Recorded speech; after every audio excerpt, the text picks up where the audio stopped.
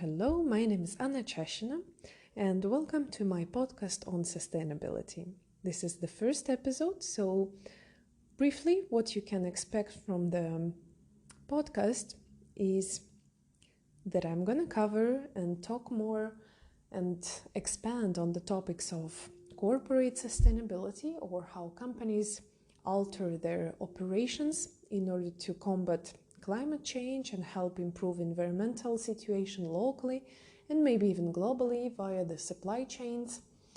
I will talk about green procurement practices, what it means, what is this concept, how did it emerge, the philosophy of conscious consumption, as well as climate change, climate adaptation, corporate social responsibility, energy efficiency, and many other topics. Today, the topic of the first episode is the concept of green bank, and I would like to find ways to answer the question if it really serves or served its purpose of being a tool for a low-carbon future. The questions I asked myself when preparing this episode were: how and why did the concept of a green bank emerge? Did it help at all reduce the pace of climate change, the original idea of this green bank thing? And have any results been achieved so far? I'm an environmentalist with a solid scientific background and a degree in applied ecology. And why such an unusual topic for the first episode? Green bank. An unusual step to start with. That's because nearly 2 years ago, my career took an unexpectedly adventurous turn that made me discover the field of environmental finance. I would have never imagined that a person like me, someone who was always running away from economics and finance, could end up working at the bank, and yet here I am, right in the epicenter of the green bank. So I thought it's high time to share what I've learned so far. So what exactly is a green bank? How does it work? And is it efficient? A green bank is a public or quasi-public financial institution, or less often a non-profit entity which facilitates private investment into domestic low-carbon, climate-resilient infrastructure and into clean energy technologies.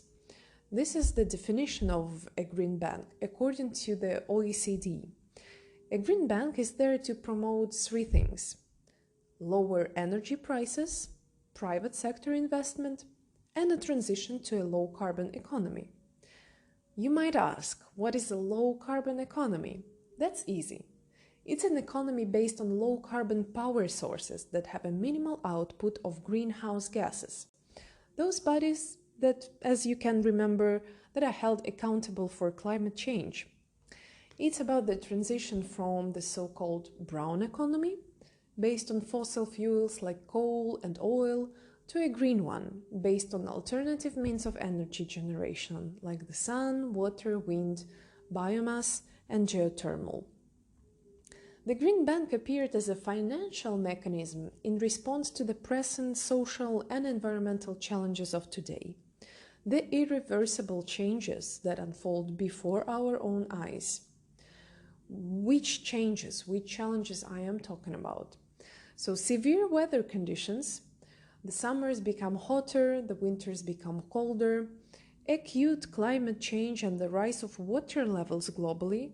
Let me just briefly introduce you to the Thwaites Glacier, a Florida-sized hunk of frozen water that is melting at an unprecedented pace. This glacier was reported to have a huge cavity inside, which is bad news since the void accelerates the melting of the ice as warm air and warm water easily enter it. This one solo glacier is already responsible for 4% water rise globally and annually. After it melts entirely, it will cause the world ocean to rise by 65 centimeters. Just imagine it. Go read the fascinating story by Wired about Thwaites Glacier. I promise, you won't regret it. What other challenge the humanity faces today? Of course, a biodiversity loss.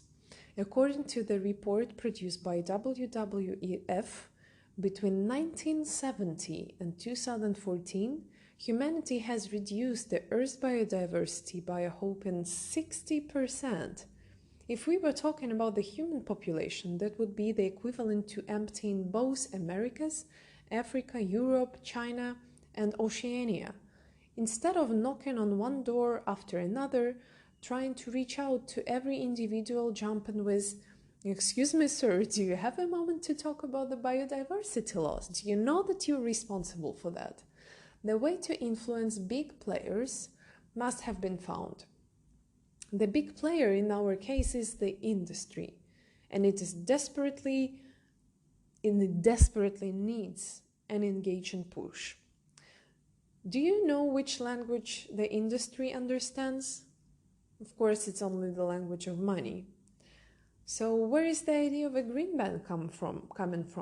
The idea of a green bank was developed by the scientists, academicians, Reed Hunt and Ken Berlin, as part of the efforts of the 2008 Obama-Biden transition team to promote the development of clean energy and give a feasible and, most importantly, easy to apply mechanism to facilitate the transition to a low-carbon economy. How does it work?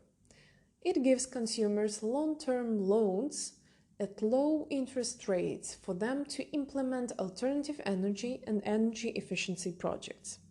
This is the main difference and competitive advantage of a green bank compared to a regular one. The concept is still new and fresh. The very first green bank appeared in Connecticut in 2011. On the fourth year of its existence, in just 1 year, Connecticut Green Bank has invested more than $663 million into clean energy projects. This number seems hard to imagine, so here is the comparison for you.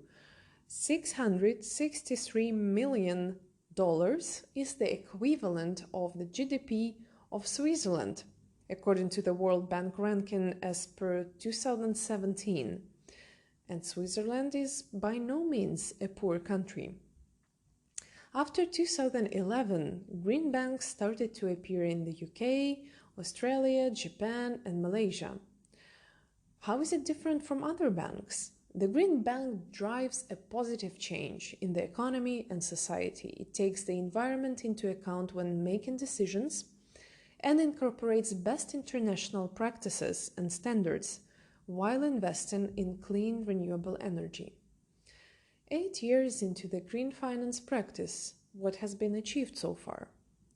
Since its inception, the Connecticut Green Bank has enabled the reduction of an estimated 1.4 million tons of CO2 emissions over the life of the projects it has funded.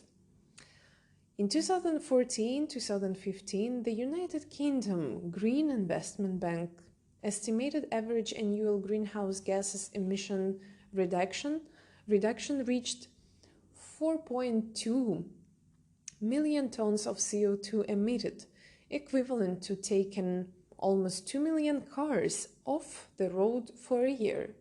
The United Kingdom Green Investment Bank's estimate of the average annual renewable power generation associated with the project it funds reached 16.3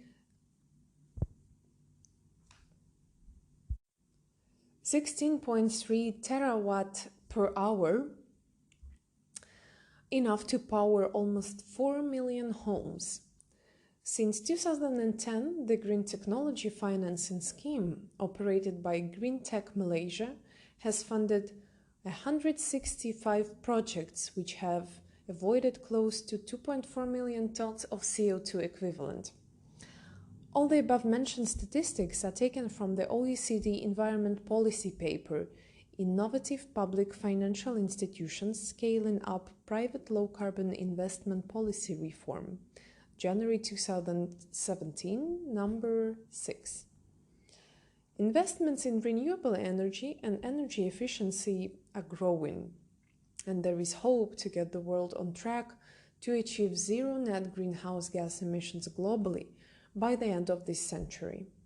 Will financial tools like the Green Bank be effective for governments to achieve ambitious climate objectives? With the right domestic, political, and governmental context, I think it can work.